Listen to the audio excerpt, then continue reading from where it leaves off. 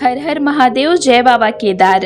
तो दोस्तों, अगर आप इस साल केदारनाथ धाम की यात्रा पर आने वाले हैं तो आज का यह वीडियो आपके लिए बहुत ही ज़्यादा ज़रूरी है, क्योंकि बहुत से श्रद्धालु वहां पहुंचने के बाद एक बड़ी गलती कर देते हैं और फिर उन्हें दर्शन करने में घंटों की परेशानी झेलनी पड़ती है। तो इसीलिए मैं आपको पहले से ही पूरी जानकारी देना चाहती हूँ, ताकि जब आप वहां पहुंचे तो आपको किसी भी तरह की दिक्कत ना हो और आप आराम से बाबा केदारनाथ के दर्शन कर पाए।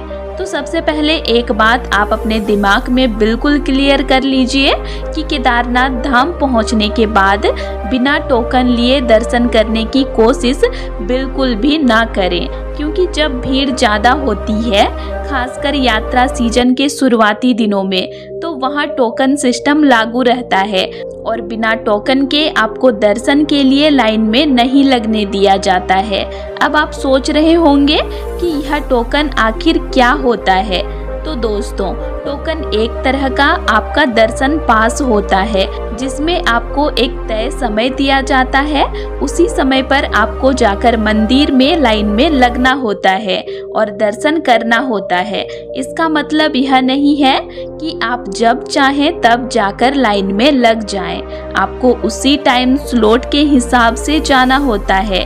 अब मैं आपको पूरा प्रोसेस शुरू से समझाती हूँ, ताकि आपको वहाँ जाकर कुछ भी समझने में दिक्कत ना हो।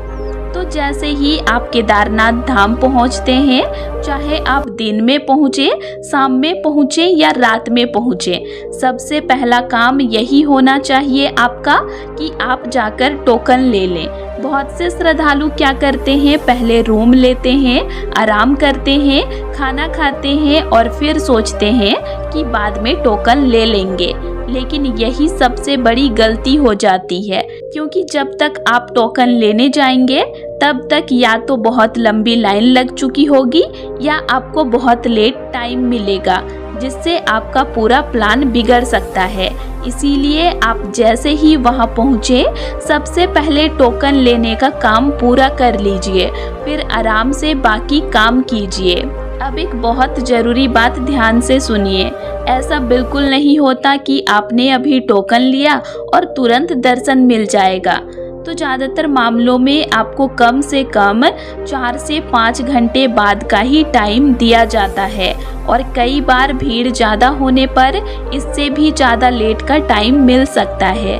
इसीलिए अगर आप चाहते हैं कि आपको सुबह का अच्छा टाइम मिले, तो आप कोशिश करें कि आप शाम या रात तक पहुंच जाएं और उसी समय टोकन ले लें, ताकि आपको अगले दिन सुबह का टाइम मिल जाए और आप सुबह जल्दी उठकर आराम से दर्शन कर सकें।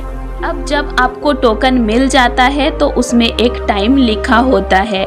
उस टाइम को बहुत ध्यान से देखिए और याद रखिए। अब यहाँ पर भी एक छोटी सी गलती लोग कर देते हैं। वे सोचते हैं कि ठीक टाइम पर पहुँचेंगे, लेकिन ऐसा करना सही नहीं है।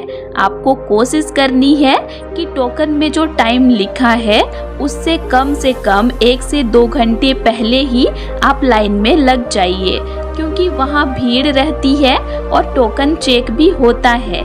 ऐसे में अगर आप पहले से लाइन में रहेंगे तो आपको किसी भी तरह की दिक्कत नहीं होगी। अब एक बहुत बड़ा सवाल जो हर श्रद्धालु के मन में आता है कि अगर हमारा टोकन का टाइम निकल गया तो क्या होगा। तो मान लीजिए आपका टाइम सुबह 6 बजे का था, लेकिन आप किसी कारण से नहीं पहुंच पाए, आप देर से उठे या कोई भी और दिक्कत हो गई और आप 9 या 10 बजे पहुंचे, तो ऐसे में क्या आपको दर्शन करने मिलेगा या नहीं।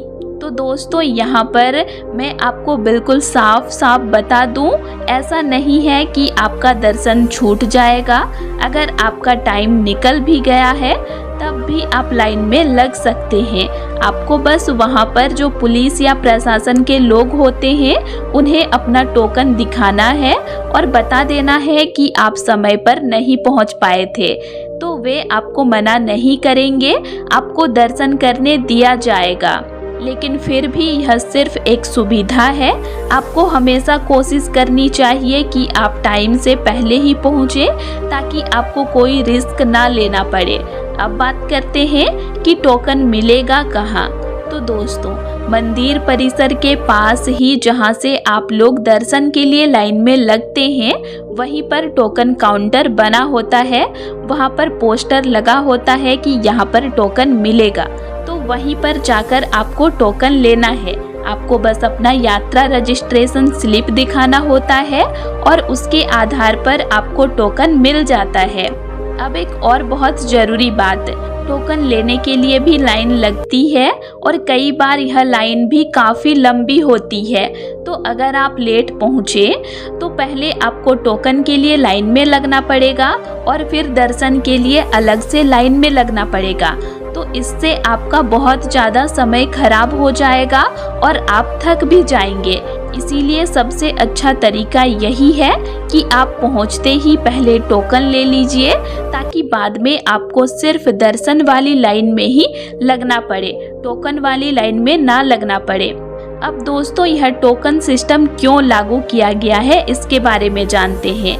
तो इसका सबसे बड़ा कारण है भीड़ को कंट्रोल करना, क्योंकि केदारनाथ धाम में लाखों श्रद्धालु आते हैं और अगर सब एक साथ लाइन में लग जाएं तो बहुत ज़्यादा अव्यवस्था हो सकती है। इसीलिए प्रशासन द्वारा टोकन सिस्टम लागू किया गया है, ताकि हर श्रद्धालु को एक तय समय मिले और सभी को आराम से और सुरक्षित तरीके से दर्शन कराया जा सके। इससे न धक्का मुक्की होती है, न ज़्यादा भीड़ एक जगह जमा होती है और सभी श्रद्धालु शांति से दर्शन कर पाते हैं। तो दोस्तों, अगर आप इस साल केदारनाथ धाम आने वाले हैं तो बस इन बातों को हमेशा याद रखें। पहुंचते ही टोकन ले लीजिए, टाइम को ध्यान से देखें, 1 से 2 घंटा पहले ही लाइन में लग जाइए टाइम से और बिना टोकन के दर्शन करने की कोशिश बिल्कुल ना करें। अगर आप इन बातों का ध्यान रखेंगे तो आपकी यात्रा बहुत ही आसान, आरामदायक और सफल रहेगी और आप बिना किसी परेशानी के बाबा केदारनाथ के दर्शन कर पाएंगे। अब बात करते हैं मौसम की। तो केदारनाथ धाम में मौसम कब बदल जाए इसका कोई भरोसा नहीं होता। सुबह साफ मौसम रहता है और अचानक ठंडी हवा, बारिश या बर्फबारी जैसी स्थिति बन सकती है। इसीलिए जब आप दर्शन के लिए लाइन में लगने जाएं तो गर्म कपड़े जरूर पहने और अपने साथ एक रेनकोट या जैकेट जरूर रखें, ताकि मौसम बदलने पर आपको कोई परेशानी न हो।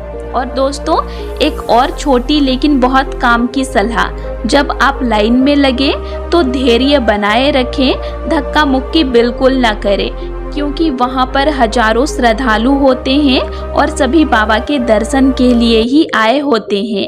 अगर आप शांति और धैर्य के साथ लाइन में लगेंगे तो आपका अनुभव भी अच्छा रहेगा और दूसरों को भी कोई परेशानी नहीं होगी।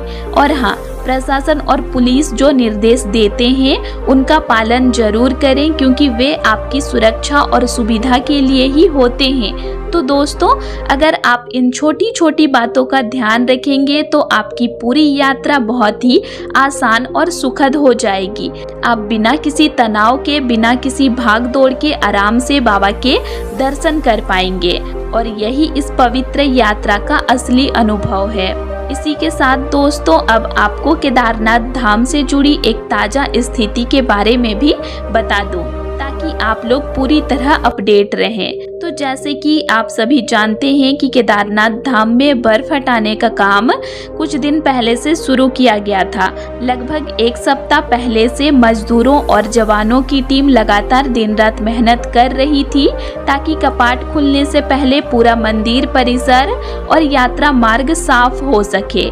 लेकिन दोस्तों, बीती रात फिर से यहाँ पर बर्फबारी हो गई और इसका असर साफ तौर पर देखने को मिल रहा है, जो जगहें पहले साफ कर दी गई थी, जहां से बर्फ हटा दी गई थी, अब वहां पर फिर से बर्फ की मोटी परत जम चुकी है। मंदिर परिसर के आसपास का नज़ारा फिर से पूरी तरह बर्फ से ढका हुआ दिखाई दे रहा है। यानी कि जिस काम को इतने दिनों से लगातार मेहनत करके पूरा किया जा रहा था, उसे फिर से दोबारा करना पड़ेगा। और यही पहाड़ों की सबसे बड़ी चुनौती होती है।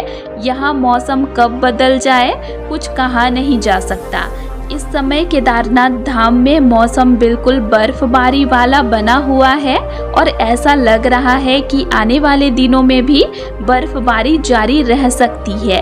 लेकिन दोस्तों, इसके बावजूद भी प्रशासन और वहां काम कर रहे मजदूर पूरी तरह से तैयार हैं। जैसे ही मौसम थोड़ा ठीक होगा, फिर से तेजी के साथ बर्फ हटाने का काम को शुरू कर दिया जाएगा, क्योंकि अब समय बहुत कम बचा है।